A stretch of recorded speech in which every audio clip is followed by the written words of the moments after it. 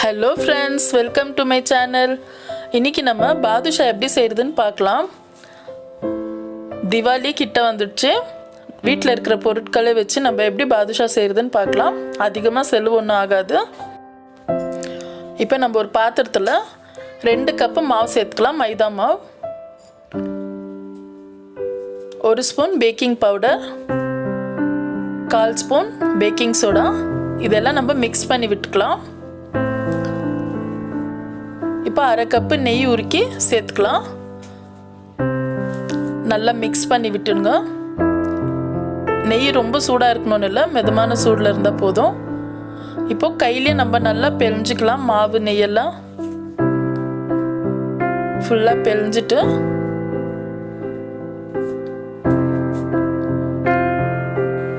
இப்போ 2 spoon curd mix பண்ணிக்கலாம். தேவைப்பட்டால் மிக்ஸ் பண்ணலாம், இல்லைனா வெறும் தண்ணியிலே நம்ம பிழிஞ்சிக்கலாம். தண்ணி கொஞ்சம் கொஞ்சமாக தெளித்து பிழிஞ்சுக்கோங்க. இப்போ இப்படி பிழிஞ்சு நம்ம பாருங்கள், இப்படி பிழிஞ்சிக்கலாம். இப்போ மாவு நம்மளுக்கு கரெக்டாக இருக்கான்னு எப்படி செக் பண்ணுறதுன்னா,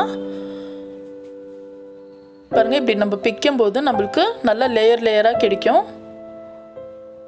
இப்போ இது ஒரு 10 நிமிஷம் ஊறட்டும். இப்போ இது ஊறிடுச்சு 10 நிமிஷம்.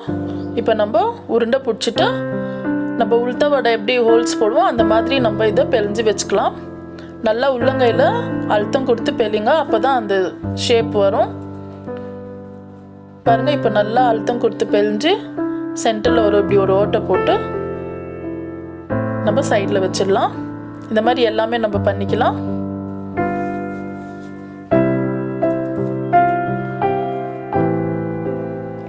இப்போ இதை நம்ம பொரிச்சு எடுத்துடலாம். எண்ணெய் ரொம்ப சூடாகக்கூடாது. எண்ணெய் இன்னும் சூடே ஆகலை. பாருங்கள், இப்போ நான் போட்டோன்னே தான் பபுள்ஸ் வருது. மிதமான சூட்லேயே இதை நம்ம ஃப்ரை பண்ணி எடுக்க போகிறோம். நம்ம இதை மெதுவாக திருப்பி விட்டுக்கலாம். நம்ம ஹை ஃப்ளேமில் வச்சு பொரிச்சோம்னா மேலே நம்மளுக்கு கலர் வந்துடும், ஆனால் உள்ளே வேகாது, அப்படியே இருக்கும்.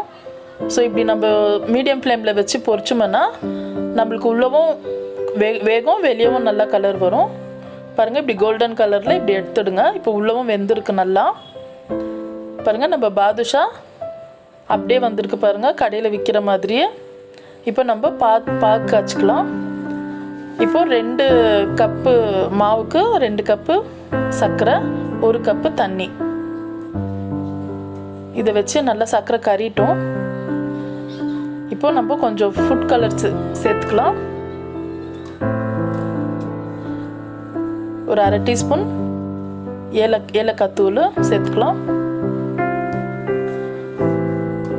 இப்போ ஒரு கம்பி பதம் வந்தால் போதும்.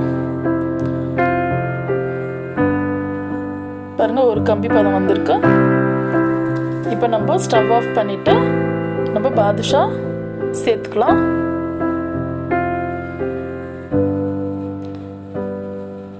இப்போ இது ஒரு 1/2 மணி நேரம் ஊறட்டும். அப்புறம் நம்ம எடுத்து சர்வ் பண்ணிக்கலாம். நான் வெறும் இது ஊற வச்சு எடுத்துடுறேன். நம்மளுக்கு நல்லா ஜூஸி இறங்கணுன்னா நல்லா இதுலேயே விட்டுடலாம். நான் ஒரு 1/2 மணி நேரத்துக்கு ஊற வச்சு எடுத்துடுறேன். பாருங்கள், நம்ம பாதுஷா ரெடி ஆயிடுச்சு. உள்ளெல்லாம் நல்லா வெந்திருக்கு பாருங்கள். நல்ல டேஸ்டான பாதுஷா ரெடி. நம்மளுக்கு நல்லா சாஃப்டாக பாதுஷா ரெடி ஆயிடுச்சு. இப்போ நம்ம பிஸ்தா கொஞ்சம் பாதம் கட் பண்ணி டெக்கரேட் பண்ணியிருக்கிறேன். இப்படி பண்ணி கூட நீங்கள் சர்வ் பண்ணிக்கலாம். நம்ம மாவுக்கு நல்லா கரெக்டான பதத்தில் பிழிஞ்சிக்கணும். நம்மளுக்கு பாதுஷா நல்லா வரும். நான் ஒரு 300 கிராம் தான் மாவு எடுத்தேன். எனக்கு 7 பாதுஷா வந்திருக்கு. கண்டிப்பாக ட்ரை பண்ணுங்கள், ரொம்ப பிடிக்கும்.